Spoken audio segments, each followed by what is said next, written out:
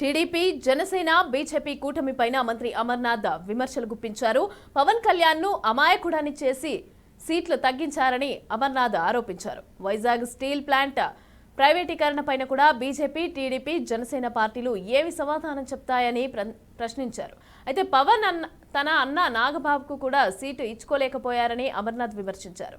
తూర్పుగోదావరి జిల్లా రాజానగరం మండలం కలవచర్లలో industrial park నిర్మాణానికి మంత్రి అమర్నాథ్ భూమి పూజ చేశారు.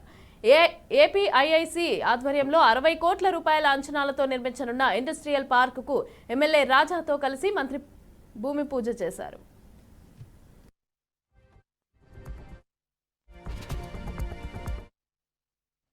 వీళ్ళు వెళ్ళి అంత బలవంతంగా వారిని అడుక్కోవాల్సినటువంటి పరిస్థితి ఏమొచ్చింది అనేటువంటిది వారి సమాధానం చెప్పాలి. రేపు విశాఖపట్నం స్టీల్ ప్లాంట్ ఉంది, కేంద్ర ప్రభుత్వం భారతీయ జనతా పార్టీ ప్రైవేటీకరణ చేస్తామని చెప్పింది. ఏం సమాధానం చెప్తారు వీళ్ళిద్దరూ?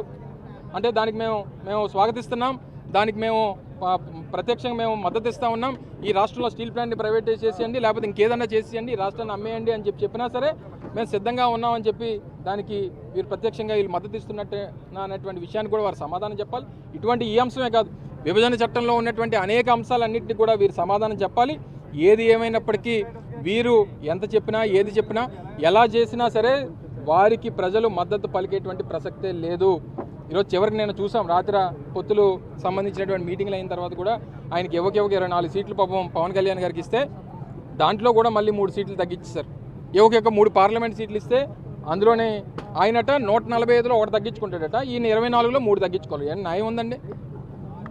పాపం ఆయన ఎంత అమాయకుడిని చేస్తారండి ఆయన్ని.